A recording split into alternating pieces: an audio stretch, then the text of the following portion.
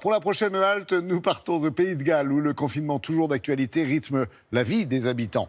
Pas de pub, pas de restaurant et encore moins d'hôtels. Bonjour Clément. Impossible pour les vacanciers de s'y rendre actuellement. Bonjour Laurent. Alors que des régions entières dépendent du tourisme et on le sait. Oui, parce que le Pays de Galles, c'est à la fois la mer, la montagne, la nature, la culture, les grands espaces. Alors, c'est pas du tourisme de masse, mais c'est quand même 6 millions de visiteurs par an pour un pays de 3 millions d'habitants. C'est 2 fois plus. Et en ce moment, eh bien, les touristes, ils ne sont pas là parce que le confinement est toujours en vigueur là-bas. Alors, certaines régions, vous l'avez dit, sont beaucoup plus affectées.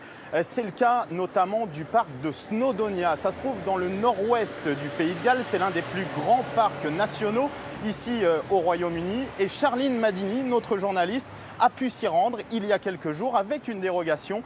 Je vous propose de regarder son reportage. Au nord du Pays de Galles, la région de Snowdonia. Un paysage de carte postale, suspendu entre mer et montagne. Une région qui vit du tourisme, attirant les amoureux de randonnée, les amateurs de sensations fortes ou de tranquillité au bord de l'eau. Depuis bientôt 4 mois, les touristes ont déserté, laissant tout un secteur dans l'inconnu.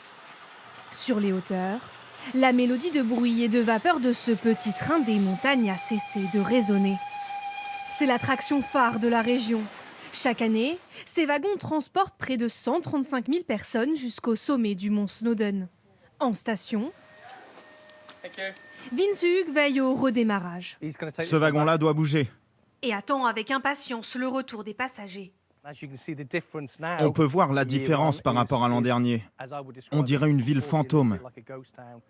C'est tellement silencieux. Normalement, il y a de la vapeur, les bruits des machines, des conducteurs et des passagers. Fermée depuis octobre, l'activité n'a pas repris comme prévu en avril. La situation est de plus en plus critique. Si on n'avait pas ouvert en juillet, eh bien, on n'aurait pas généré assez de revenus pour survivre à la fermeture hivernale et à attendre l'année prochaine. Donc c'était grave, vraiment difficile pour les employés, pour l'entreprise. Et ne pas savoir la date de réouverture ou voir la lumière au bout du tunnel, cela nous a mis beaucoup de pression.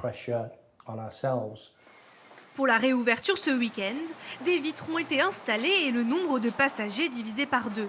Car le gouvernement gallois a annoncé la reprise des attractions extérieures depuis lundi. Les activités à l'intérieur, les restaurants et les pubs devront attendre au minimum mi-juillet. Une décision difficile pour le secteur, qui représente 6% du PIB gallois. Pour espérer sauver la saison estivale, les autorités misent sur la location de cottages ou de logements tout équipés, isolés. Une chance pour une région où l'isolement est quasi naturel.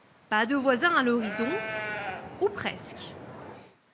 Dans son gîte de 8 personnes, Gwen Thomas prépare l'arrivée des futurs locataires, en s'adaptant aux nouvelles mesures sanitaires.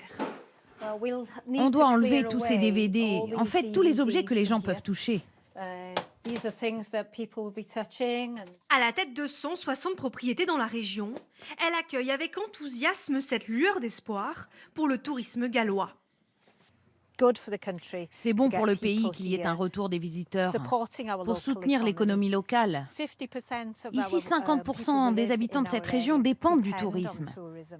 Puis c'est paisible, les paysages sont magnifiques.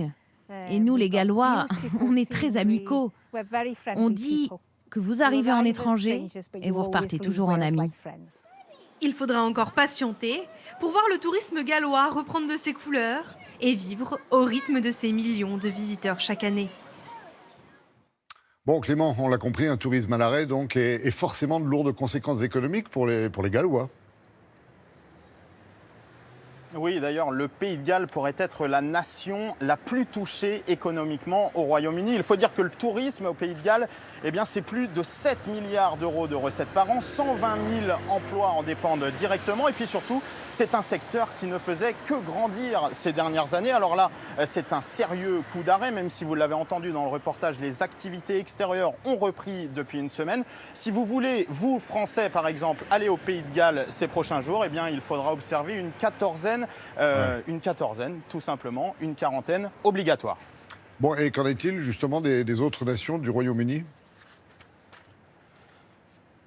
Alors là, c'est tout le problème, parce que le confinement, il a été commun au Royaume-Uni, c'était le 23 mars dernier, alors en Écosse, en Angleterre, en Irlande du Nord et au Pays de Galles, mais le déconfinement, lui, il se fait par nation, c'est-à-dire que chaque nation a son propre calendrier. Ici, par exemple, à Londres, les pubs et les restaurants, ils ont pu rouvrir samedi dernier.